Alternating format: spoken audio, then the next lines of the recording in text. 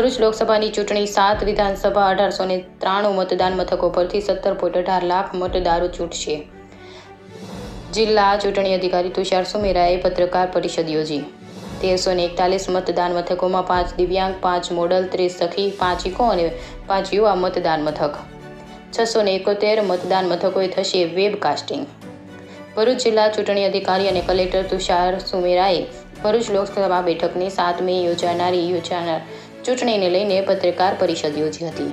ભરૂચ લોકસભા બેઠકની 7 વિધાનસભા બેઠકો પર કુલ 17,18,794 મતદારો માટે 1893 બૂથોનું આયોજન કરાયું છે, જેના પર 5,901 કર્મચારીઓ ફરજ બજાવશે.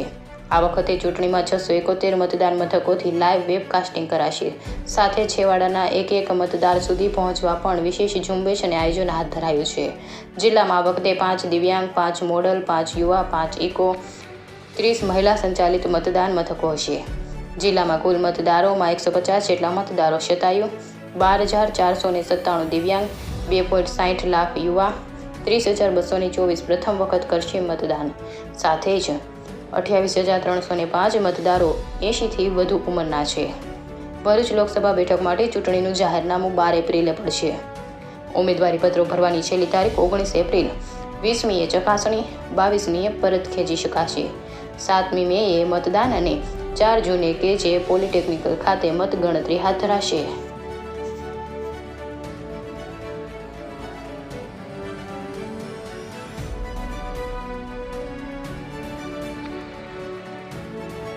ઇન્ડિયા 24 ન્યૂઝ સાથે ચિરાગ ઉપાધ્યાય, ભરૂચ.